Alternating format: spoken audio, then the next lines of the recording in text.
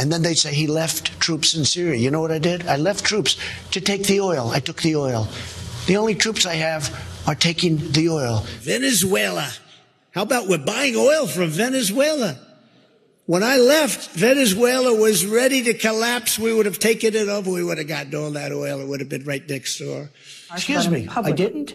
I'm the one that gave Ukraine offensive weapons and tank killers. Obama didn't. You know what he sent? He sent pillows and blankets. We here are focused on geopolitics and economics. It's very obvious. It's in our name. And an issue that I often try to avoid is domestic, partisan U.S. politics. It's very frustrating to talk about domestic U.S. politics because people tend to be very dogmatic and very partisan. They pick a party, the Republicans or the Democrats. They defend them no matter what. They treat the political party like a sports team or a superhero that can do no wrong. This is despite the fact that, ironically, the Republican and Democratic parties share a lot of their policies in common. The foreign policy that they carry out is 95% the same, this bipartisan orthodoxy. Much of their economic policy is the same.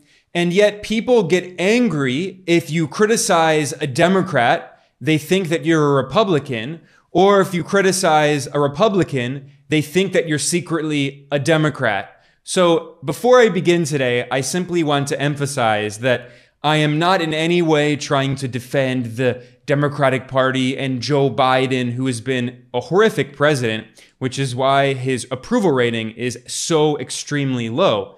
But I am going to be talking about Donald Trump and the fact of the matter that Donald Trump is not a so-called threat to the deep state. He's not a threat to the elites. Donald Trump is himself a billionaire elite who is funded by many prominent billionaires on Wall Street, as I'll be speaking about today. And when Donald Trump was president, his foreign policy was very similar to the foreign policy of the Republican and Democratic presidents who came before him. He continued supporting wars around the world, backing coups and regime change operations, imposing sanctions on foreign countries. Donald Trump personally ordered assassinations of foreign politicians, which is quite ironic today. And the simple fact is there were many, many more similarities than there were differences in the very hawkish, belligerent foreign policy of Donald Trump as there were with the foreign policy of Obama and George Bush and Bill Clinton and Ronald Reagan and Joe Biden. The fact of the matter is that for decades, every single US president has been a war criminal who has waged war around the world, tried to overthrow foreign governments. Donald Trump is no exception to that. However, many of Trump's supporters are claiming that he was targeted because he is an enemy of the deep state and that there was a deep state attempt to assassinate him on July 13th at a rally in Pennsylvania in which a shooter allegedly tried to kill Donald Trump. Now, this story is very, very strange. The shooter was identified. He was killed on the day of the attack. He was a 20-year-old named Thomas Matthew Crooks. And the irony is he was actually registered as a Republican. He was a proud, patriotic, conservative American. He was very young. He graduated from a high school in Pennsylvania in 2022. And in his final graduation photo, he wore a t-shirt with the US flag on it. And local media outlets reported they interviewed his classmates who said that he had conservative political leanings. And the majority of his classmates were liberals, but he, no matter what, always stood his ground on the conservative side. So this story is very strange. A 20-year-old Republican conservative. Now, some of Trump's supporters are claiming that the left tried to kill him because this shooter, Thomas Matthew Crooks, when he was 17 years old, a teenager, in 2021, he made one donation of $15 to a political action committee, a PAC that is supposedly progressive, called the Progressive Turnout Project. But in reality, as the independent journalist Ryan Grimm has showed, this is not actually a progressive PAC. It's actually a spam operation. He referred to it as one of those spammy PACs that carpet bombs your inbox. And he published an example, a screenshot of one of these emails that this PAC sends out. They get access to your email, and you've probably seen this stuff in your spam folder. And they just send you hundreds and hundreds of spam messages with polls saying, should President Joe Biden pardon Donald Trump? And they often try to confuse people into donating to them, thinking that a bill is overdue or they have to do something for their taxes. So they mislead people. So it's not surprising that a 17-year-old kid made a $15 donation. It doesn't mean that he was a left-winger, not in any way. In fact, a spokesperson for this spam operation revealed that the shooter actually unsubscribed from the mailing list 1 year later in 2022 when he was 18 years old. So there is no evidence whatsoever that this 20-year-old shooter was part of the US deep state. He did not work in the past for an intelligence agency or a police force. He had no professional experience other than working as a dietitian at an old folks home. And again, he just graduated from high school 2 years before. He was a registered Republican. His classmates said that he was conservative. We have no idea why he did this. I'm not here to speculate. I'm going to be talking about foreign policy and geopolitics today. I just want to begin emphasizing that because the people claiming that this is some kind of deep state operation or it's politically motivated by the left, this is nonsense. There's no evidence whatsoever, and people should stop speculating irresponsibly like that. What I do want to talk about today is how Donald Trump is not in any way a threat to the US deep state. On the contrary, if you look at Donald Trump's foreign policy when he was president and the foreign policy that he has promoted since leaving office as he campaigns for president again, you can see very clearly that he is in agreement with the vast majority of the US foreign policy establishment in Washington in supporting war, in supporting empire, in supporting sanctions, in supporting regime change. As I'll be showing today in depth with concrete evidence and sources, when Donald Trump was president, he killed Iran's top general in an act of war against Iran. He also killed a top Iraqi military official, and the Iraqi government ordered Trump to withdraw the US troops occupying Iraq. He refused to withdraw them, so he maintained the illegal US occupation of Iraq. He also maintained the illegal US military occupation of Syria and boasted that he was stealing Syria's oil. But we have the oil. Right now, the United States has the oil. Furthermore, he launched a coup attempt and a failed invasion of Venezuela. He massively expanded the sanctions on Cuba and called for overthrowing Cuba's government. He backed a violent coup attempt against Nicaragua's leftist government. He backed a successful coup against Bolivia's left-wing government. He continued the war in Afghanistan, refusing to withdraw troops. He expanded the war on Yemen, refusing to end the war in Yemen. And as his top foreign policy officials, Donald Trump appointed key parts of the US deep state. Donald Trump's first Secretary of State was Rex Tillerson, who was a CEO of ExxonMobil, the oil corporation. His subsequent Secretary of State was the former CIA director, Mike Pompeo, a hardcore neoconservative. What's the cadet motto at West Point? You will not lie, cheat, or steal, or tolerate those who do. I was the CIA director. We lied, we cheated, we stole. It was like we had entire training courses. The CIA is the king of the deep state. Well, Donald Trump put the deep state in charge of the State Department. Quite literally, the CIA ran Donald Trump's State Department. Furthermore, Donald Trump appointed as his national security advisor John Bolton, the arch neoconservative who was in the George Bush administration. He was an architect of the Iraq War. He has never seen a war that he did not love. And he helped carry out these warmongering policies under Donald Trump, because the reality is that Trump simply brought back many of the neoconservatives from the George Bush administration and from the Ronald Reagan administration. Trump also brought back war criminals like Elliot Abrams, who oversaw his coup attempt in Venezuela. Elliot Abrams was one of the masterminds behind the Iran-Contra scandal in the Ronald Reagan administration in the 1980s. So all you have to do is look at the people who were running Donald Trump's foreign policy. They were literally part of the deep state. The deep state was running Donald Trump's foreign policy. He voluntarily appointed them. No one told him that he had to appoint these neoconservative war hawks as his top foreign policy officials. Trump voluntarily did that. Furthermore, as I'll be showing today, Donald Trump sent Ukraine weapons that even Obama had refused to send Ukraine. Trump tore up 2 different arms treaties with Russia, threatening war on Russia. And Donald Trump started the trade war on China and the new Cold War on China that Biden has continued. These are all bipartisan policies.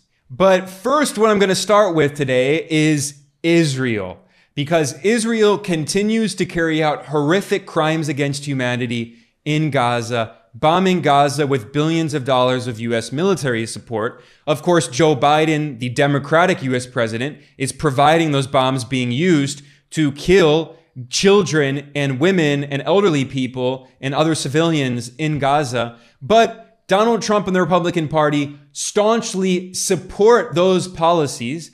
And in fact, Donald Trump himself proudly said in 2024, in March, he said that he boasted that he was, quote, the best president in the history of Israel. Furthermore, the Israeli newspaper Haaretz reported on pro-Israel fundraisers that are happening in support of Trump.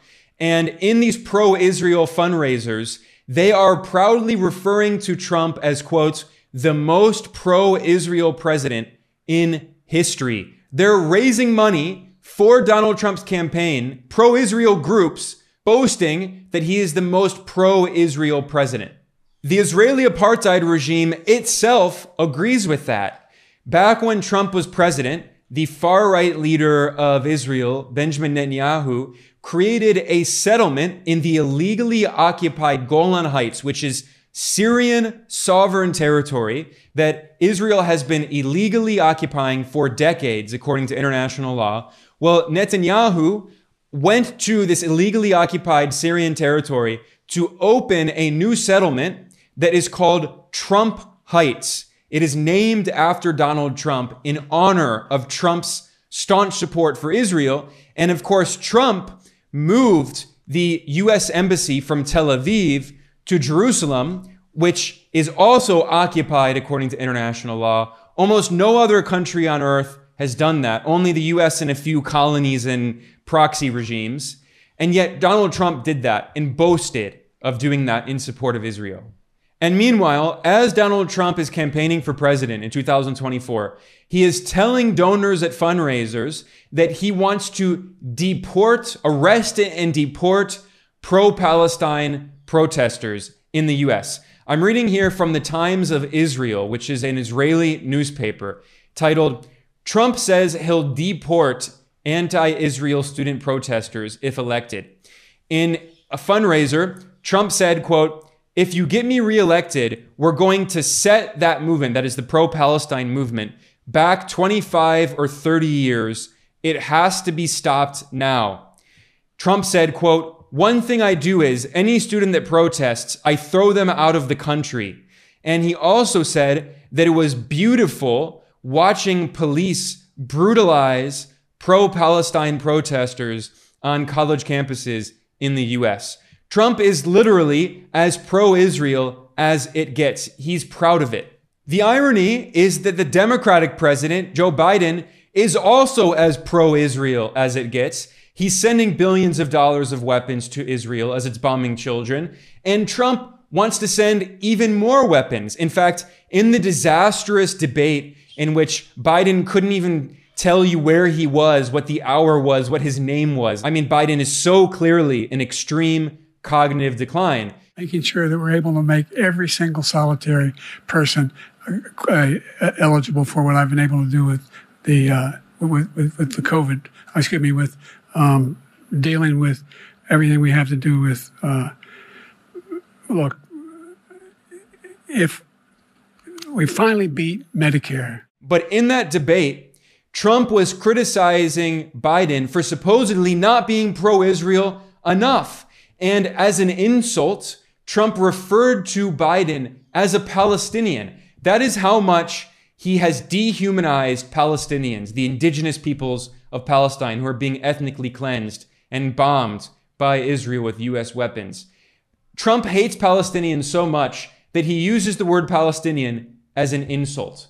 Israel's the one that wants to go. He said the only one who wants to keep going is Hamas. Actually, Israel is the one, and you should let him go and let him finish the job. He doesn't want to do it. He's become like a Palestinian, but they don't like him because he's a very bad Palestinian. He's a weak one. And in fact, one of Donald Trump's strategies as he campaigns for president is he's saying that Palestinians are the same as the people who crossed the US border. He said that the same people who attacked Israel are undocumented immigrants who are supposedly flooding the US. So he is literally campaigning on dehumanizing Palestinians and promising full-throated, unflinching support for Israel no matter what. This is who Donald Trump really is. But we're only scratching the surface here. There is so much to get into. As Donald Trump is campaigning for president, at a fundraiser, he actually threatened to bomb China and Russia. I'm reading here from the British newspaper, The Independent. Donald Trump suggested during a fundraising event that he would have bombed Moscow in response to Russia's invasion of Ukraine and attacked Beijing if China invaded Taiwan. Now, Democrats spent years spreading this ridiculous conspiracy theory claiming that Donald Trump was a Putin puppet and that supposedly Russia had meddled in the US election to get Trump elected. This ridiculous Russiagate conspiracy. In reality, it was the exact opposite. Donald Trump and the neocons that he appointed to run his foreign policy, they are just as responsible as Obama and Biden for the war in Ukraine, which is a NATO proxy war against Russia. Trump helped to set this up. In 2019, Trump boasted in a White House statement that he was withdrawing the US from the Intermediate Range Nuclear Forces Treaty, the INF Treaty, and Trump personally claimed that supposedly Russia had not honored the agreement. This put the US one step closer, a giant step closer, to war with Russia. Then, a year later, Donald Trump withdrew the US from another Cold War era arms treaty with Russia, which had previously been signed with the Soviet Union, which is the Open Skies Treaty. So Donald Trump and the neocons he appointed, they were tearing up all of the arms deals with Russia, which made war, a proxy war with Russia, significantly more likely. And that's exactly what happened. In fact, Trump sent lethal weapons to Ukraine that even Obama had refused to send. And Obama bears responsibility for backing the 2014 coup in Ukraine that overthrew Ukraine's democratically elected government and set off this proxy war in the first place. Obama started it, Trump expanded it, and Biden has expanded it. It's bipartisan. I'm reading here a newswire from ABC News in 2019. Trump admin approves new sale of anti-tank weapons to Ukraine. It adds, the Trump administration first approved the sale of Javelin missiles to Ukraine in 2017. The irony is that in 2022, with the war in Ukraine in full swing, Trump boasted that he provided Ukraine the weapons that it was using, quote, so well in order to fight Russia. He boasted of arming Ukraine to attack and kill Russian soldiers. So the idea that he was a Russian puppet is so ridiculously absurd. He set the stage for the Ukraine war just as much as Obama. The ultimate irony is that Trump criticized Obama because Obama had refused to send lethal weapons to Ukraine because he didn't want to fuel a proxy war with Russia, even though Obama had started it in many ways. And Trump famously said in an interview, he boasted, "I sent weapons to Ukraine, unlike Obama, who sent pillows and blankets." Here is this clip. People don't understand why you never have a harsh word for Vladimir Putin. Okay, you ready? I don't understand. You don't know what I talked about with Putin in the meeting prior to the press conference? Publicly. You never say anything harsh about him publicly. Excuse me, I didn't? I'm the one that gave Ukraine offensive weapons and tank killers. Obama didn't. You know what he sent? He sent pillows and blankets. Now, what's funny is that after Trump said that, CNN published a so-called fact check. They were so angry that Trump said that. CNN concluded that Trump is being hyperbolic. Obviously, I mean, you don't need to fact check that. Everyone knows that. And then CNN boasted that Obama sent Ukraine counter-mortar radars, armored Humvees, night vision devices, etc. But what CNN didn't mention is that Trump was actually referencing a comment that had been made by the right-wing leader of Ukraine, Petro Poroshenko, who was a close ally of Donald Trump and some of the people around him. Poroshenko, like Trump, was a billionaire. He was known as the chocolate king, chocolate oligarch in Ukraine. And he came to power after the US-backed coup. The Obama administration organized coup in 2014 that overthrew Ukraine's democratically elected, geopolitically neutral leader. But the point is that when Poroshenko visited the United States in 2014, he complained about this, and the European news website Euroactiv, which is a vehemently anti-Russian, pro-Ukraine news website. This website is as anti-Russian as it gets. It's a mainstream European news website. It noted that in a speech, the Ukrainian right-wing oligarch leader Poroshenko spoke to the US Senate and House of Representatives and appealed for lethal aid. And he complained in the US Congress, quote, "Please understand me correctly. Blankets, night vision goggles are also important, but one cannot win the war with blankets. Even more, we cannot keep the peace with a blanket." So it was Trump who was referencing this comment that had been made by a Ukrainian leader that he was close friends with, who complained that Obama didn't send lethal weapons to Ukraine, which Trump did send. So the whole Russiagate narrative was ridiculous on so many grounds. Another example was NATO. Biden has said, "I'm the best president for unifying NATO and strengthening NATO." Of course, NATO is not a defensive alliance. NATO is a warmongering alliance that destroyed Yugoslavia in the 1990s and no longer exists as a country. NATO destroyed Libya, overthrowing the Libyan government in a 2011 war of aggression, killing Libya's leader, Muammar Gaddafi. Libya had the highest living standards in all of Africa. It's been a failed state for over a decade. NATO brought open-air slavery back to Libya, and there are open-air slave markets in Libya now, and Biden is so proud of that. Well, Trump also bears responsibility for strengthening NATO as well, this warmongering alliance. When Trump was president, he called on NATO members to double their military spending from 2% of GDP to 4% of GDP. Trump was very proud of this. He said that everyone must expand their military spending in NATO because he was preparing for a war on China.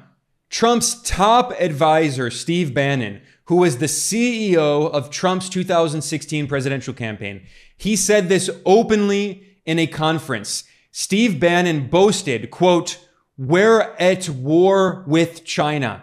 He said it, "We're at war with China." And he claimed that the US is supposedly winning that war. Trump was not a so-called pro-Russian leader. On the contrary, he was arming Ukraine to fight against Russia in a proxy war. Instead, Trump's strategy and Steve Bannon's strategy was to try to soften the tensions with Russia in order to weaken the friendship between Russia and China, because Trump wanted to isolate China to wage war on China. And it's not just Trump. There are many people in Washington who have called for this strategy, including the late war criminal Henry Kissinger, who had been an advisor to every single US president for decades, including Trump. He advised Trump. And Kissinger had told Trump that Trump should work with Russia to box in China. That was the strategy. And ironically, the liberal conspiracy theory, this obsession with Russiagate, ironically, that actually sabotaged this attempt by the Trump administration to reduce tensions with Moscow in order to wage war on Beijing. So now we see today that China and Russia are very close friends, very close partners, and this US strategy is going to fail. But this is exactly what the Nixon administration did, which was quite similar to the Trump administration in many ways. And Kissinger, of course, oversaw Nixon's foreign policy, and it was referred to as Kissingerian triangular diplomacy, and they wanted to try to do the same, to wage war on China. This was very, very clear under Trump. He's the one who started the trade war on China that Biden has only continued. It's, of course, bipartisan, Republicans and Democrats, but it was the Trump administration that started it. Mainstream media outlets like the Financial Times referred to Trump's aggressive policies against China back in 2020 as a new Cold War. And we now see today this new Cold War is completely bipartisan. Republicans and Democrats are supporting every single effort by the Biden administration to escalate this new Cold War against China. And Trump wants to take it even further. Biden has put tariffs on important Chinese technologies like electric vehicles, semiconductors, solar panels. He has restricted the export of advanced semiconductors and quantum computing parts and AI technology to China. And Trump wants to go even further. Trump has called for imposing blanket tariffs of at least 60%, if not more, on all Chinese products. All. This is an extreme economic war that is like massively accelerating the trade war that Trump started in his first term up to level 11. I mean, this is extreme, and it would cause very high inflation in the United States, given how much the US economy relies on importing products from China and how China plays a key role in global supply chains. Trump's national security advisor after John Bolton was another extreme anti-China war hawk named Robert O'Brien. And he published an article in June in which he called for basically war on China. He said that if Trump returns to the White House, the Trump administration is considering severing all economic ties with China, deploying the entire US Marine Corps to Asia, and resuming live nuclear weapons testing to threaten China. This is what the US deep state wants above all, war on China. And Donald Trump wants to deliver it to them on a silver platter. He is not in any way a threat to the so-called deep state. Not in any way. Donald Trump simply wants war on China, and he wants to reduce tensions with Russia and try to break the friendship between Russia and China to focus on isolating China. He disagrees with some Democrats who want war on both Russia and China. The difference is that Democrats want war on Russia now and China in the medium to the long term, whereas Trump and the Republicans, they want to pause tensions, pause relations with Russia, and instead they want war on China in the short term. But both political parties are full of warmongering imperialists and neocolonialists. Biden and Trump are both horrific war criminals. And we can also see this with Iran. I talked about how Donald Trump boasted of being the most pro-Israel president in history. Well, Donald Trump also came very close to starting a war with Iran. In 2018, Trump withdrew the US from the Iran nuclear deal, the JCPOA, the Joint Comprehensive Plan of Action, in violation of international law. It was not just the US that signed this with Iran. It was the 5 permanent members of the UN Security Council. So that's the US, the UK, France, China, and Russia, plus 1, Germany, and the European Union. All of those other countries were also signatories of the JCPOA. They continued abiding by the agreement. It was only the US that withdrew, Trump who tore it up in violation of a UN Security Council resolution. And then in January 2020, Trump personally ordered the assassination of Iran's top general, Qasem Soleimani, an act of war. I remember when this happened, I and many people thought this could have started a direct conventional war with Iran. And of course, John Bolton, who was Trump's national security advisor, has for many years been openly calling for the US to directly bomb Iran, to start a war in Iran, after he was an architect of the Iraq War, before Donald Trump made him his national security advisor. But not just that.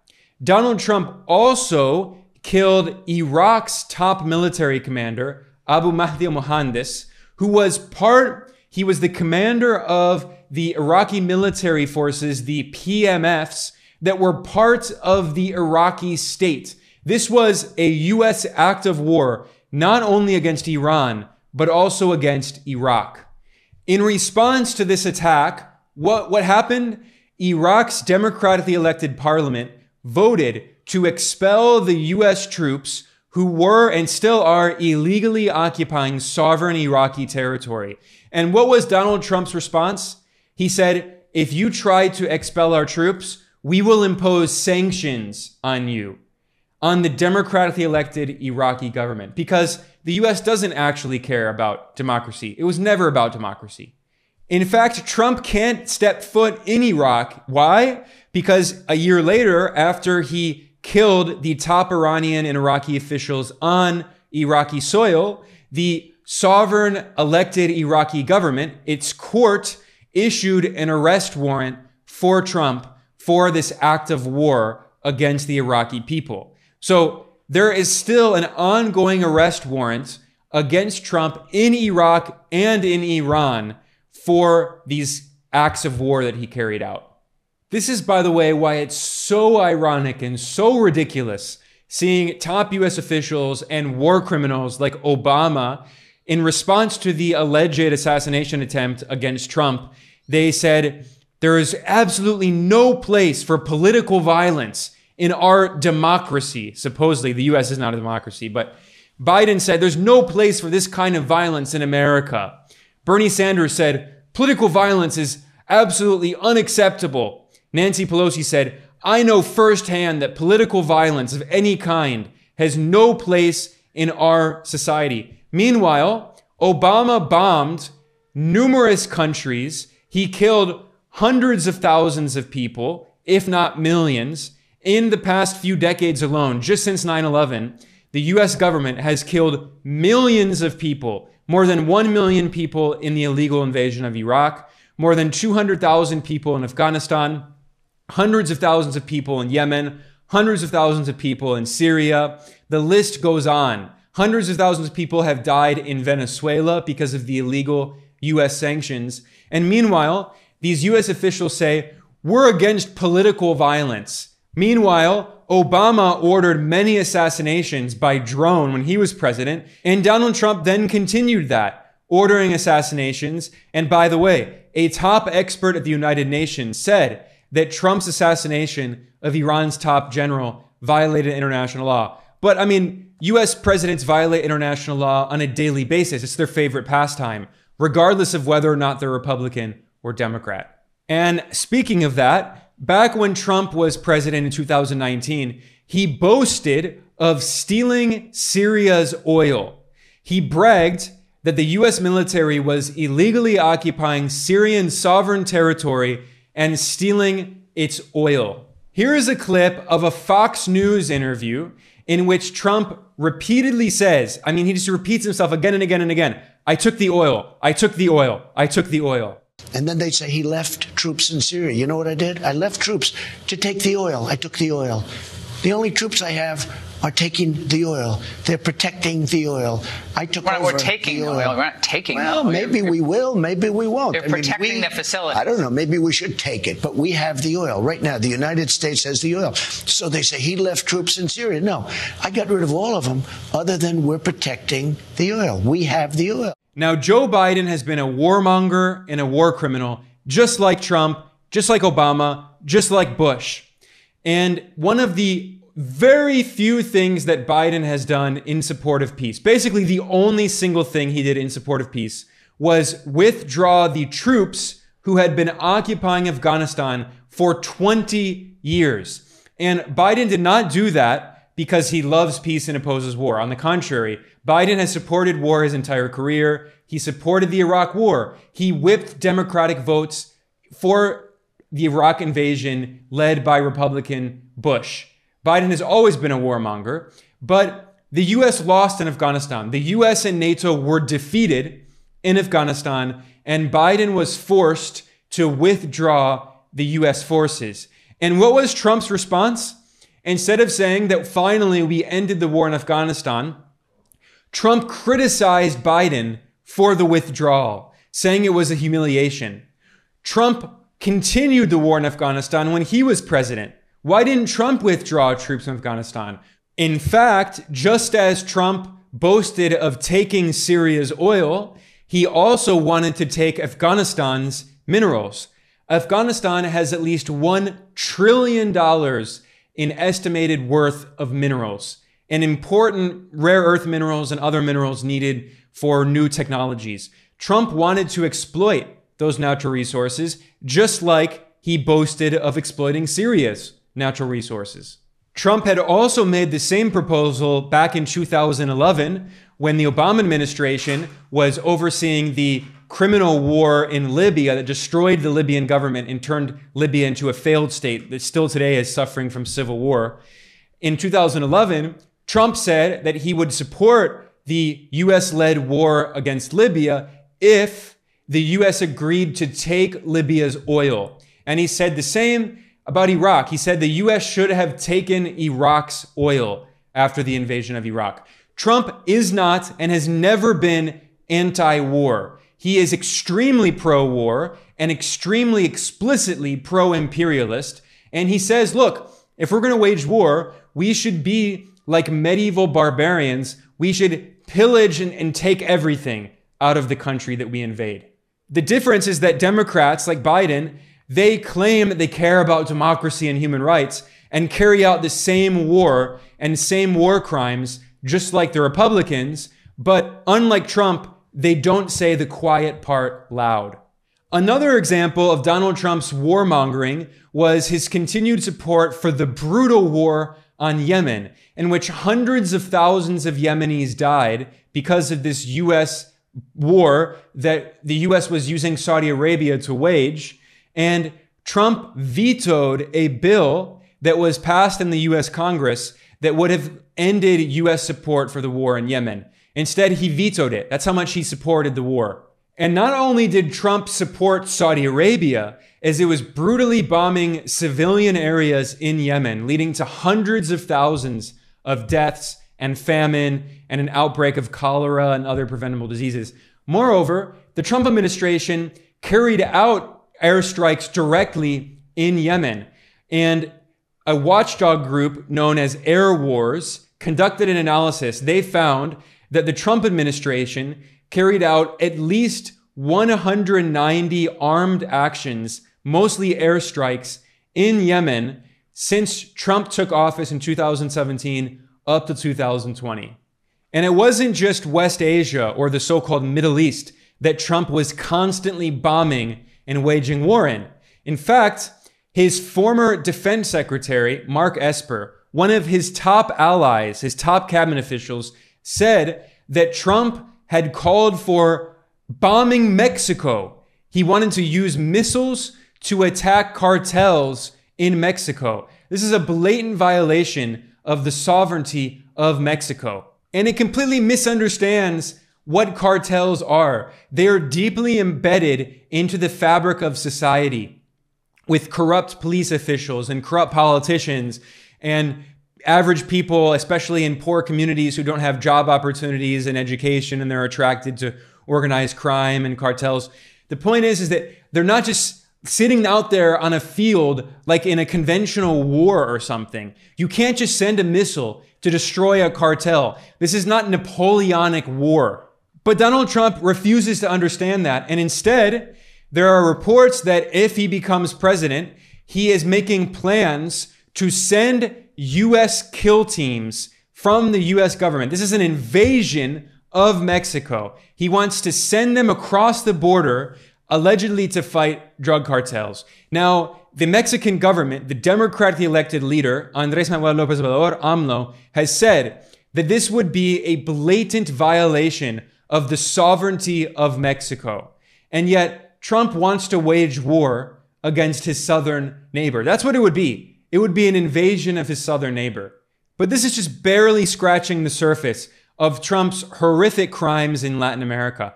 Trump has a neo-colonialist view of Latin America. He sees it as the colonial backyard of the US. And in his first term, he backed numerous far-right coup attempts, including in 2019, Bolivia's democratically elected socialist president, Evo Morales, the first ever indigenous leader of a country where the majority of the population is indigenous.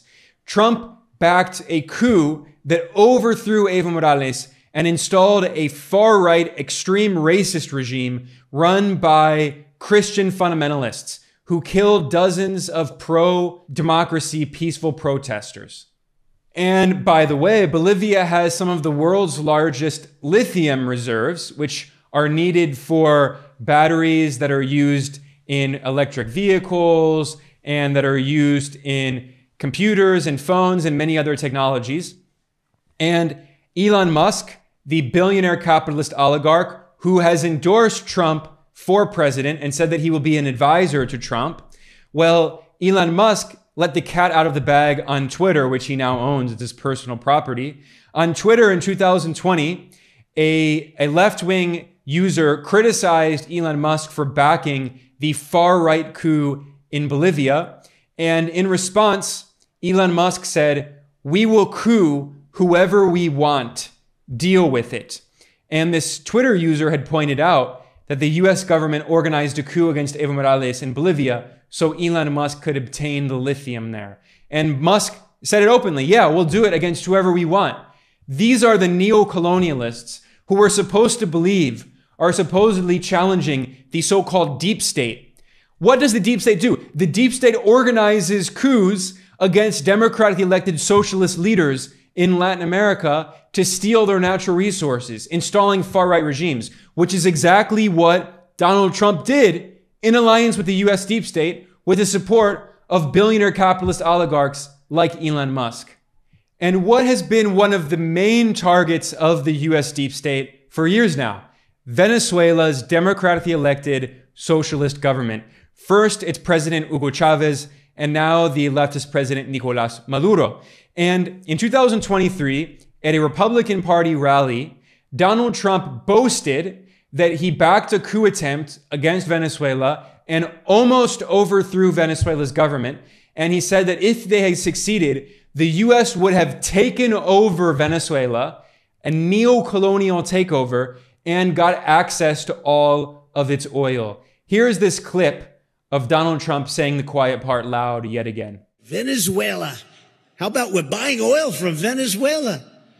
When I left, Venezuela was ready to collapse. We would have taken it over. We would have gotten all that oil. It would have been right next door. Of course, Trump oversaw a coup attempt in Venezuela that started in 2019, in which Trump appointed a little-known right-wing opposition politician named Juan Guaido as the supposed president of Venezuela, despite the fact that he never participated in a presidential election. He never got a single vote to be so-called president. And yet Trump said he's president. We recognize him as president. Trump stole billions of dollars of Venezuelan assets, and he told other countries around the world, he forced them to recognize this US puppet as the fake so-called president. And then in 2022, in a CNN interview, Trump's neoconservative national security advisor, John Bolton, who helped to oversee the coup attempt, he openly admitted that it was a coup attempt. And he boasted that he had experience organizing coup attempts. And it gets worse. Donald Trump's defense secretary, Mark Esper, who, by the way, had been a vice president of Raytheon, overseeing government relations. So he lobbied for one of the biggest arms manufacturers, and then Trump made him his defense secretary. I mean, there is no revolving door. The US military-industrial complex is the US government. Anyway, the point is that Trump appointed this Raytheon VP as his defense secretary, and Mark Esper wrote in his memoir that Trump had repeatedly, constantly asked if the US could launch military attacks against Venezuela. Trump wanted to bomb and attack Venezuela to overthrow its democratically elected leftist president, Maduro. The year before the Trump-led coup attempt in Venezuela, the Trump administration also backed a very violent coup attempt against Nicaragua's democratically elected Sandinista government. Of course, the US government has been targeting the Sandinistas in Nicaragua ever since the 1980s, backing the Contra death squads. The CIA, the deep state, was indispensable in creating the Contra death squads and in trying to use them to overthrow the Sandinista government in Nicaragua. And in 2018, they tried the same thing, and it was Trump who oversaw this. And by the way, one of the deep state operatives who oversaw the Iran-Contra scandal, Elliot Abrams, a notorious neoconservative war criminal, Donald Trump appointed Elliot Abrams as his Iran envoy in order to try to orchestrate regime change in Iran to overthrow the Iranian government. And as if that weren't enough, by the way, Joe Biden also appointed this notorious war criminal, Elliot Abrams, on a bipartisan public diplomacy commission. So we saw Elliot Abrams helped oversee the Iran-Contra scandal in the Reagan administration. He was literally convicted of a felony. He lied to the government. He was a literal felon, a literal criminal. And then Donald Trump brought him back. Actually, George Bush brought him back as well to help oversee the illegal invasion of Iraq. Then Donald Trump brought him back to oversee another coup attempt in Nicaragua, a coup attempt in Venezuela, and a coup attempt in Iran. And then Joe Biden brought back the same war criminal. I mean, this shows how all US presidents are war criminals. But finally, I would be remiss if I didn't mention one of the top targets of the US deep state for decades, which has been Cuba's revolutionary socialist government. Cuba has been under an illegal US blockade for over 60 years, and the CIA has organized constant, never-ending coup attempts, regime change operations. The CIA invaded Cuba in the Bay of Pigs operation. They have never allowed Cuba and the Cuban people to breathe for 1 minute ever since Fidel Castro overthrew a US-backed right-wing puppet dictator, Batista, in 1959. And Donald Trump continued this deep state war on Cuba by waging a brutal economic war on Cuba. Trump massively expanded the already suffocating sanctions and blockade on Cuba, and he added Cuba to a bunch of ridiculous blacklists that have nothing to do with reality. And now, as Trump is campaigning for president in 2024, he is openly calling for regime change, saying, look, in Miami, if you all vote for me, I'm going to do everything I can to try to overthrow the Cuban government, which has been one of the top targets of the deep state for decades. Because once again, Donald Trump is not an enemy of the deep state. He is a loyal ally of the US deep state, of the CIA, of the Pentagon, of big capital on Wall Street. And while we're talking about the alleged assassination attempt against Trump and the deep state and the CIA and Cuba, let's not forget that the CIA and other US government agencies attempted to assassinate Cuba's revolutionary leader, Fidel Castro, at least 638 times. This is according to official declassified US government records. 638 times, and they failed. But now we see these allegations of an alleged assassination attempt against Trump, and his supporters claiming that the deep state is after Trump. It's complete nonsense in every single way. Donald Trump has been a loyal ally of the deep state, a warmonger, an imperialist, a neocolonialist in Latin America. He appointed the CIA director, Mike Pompeo, as his Secretary of State. And what does the deep state ultimately serve? It serves Wall Street. It serves big capitalists, billionaire oligarchs like Trump, who himself is a billionaire oligarch. And when Trump was president, he cut taxes on rich people just like him.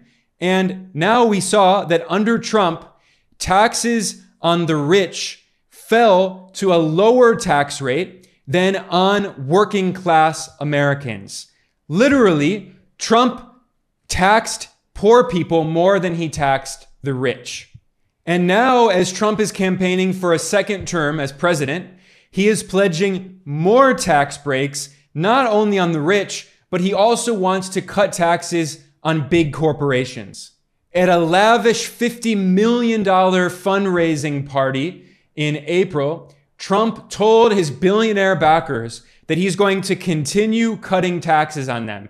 Basically, he's saying, look, fellow billionaires, fund my campaign, which is legal bribery. Give me more and more money, get me elected, and I will cut billions of dollars of taxes. So you give me a few $1 million and you will save billions of dollars. This is the legal bribery in the US so-called democracy, which we all know is not a democracy. It's actually a plutocracy in which capitalist oligarchs control everything. And now, like Trump, these billionaires, they literally are directly running the government. As Bloomberg put it, Wall Street billionaires are rushing to back Trump and fund his campaign. But the point to take away here as I conclude is that Trump is not in any way a so-called threat to the deep state. He is a war criminal and an imperialist, just like the presidents who came before him, whether it's Reagan or Clinton or Bush or Obama or Biden today. The vast majority of their foreign policy is the same.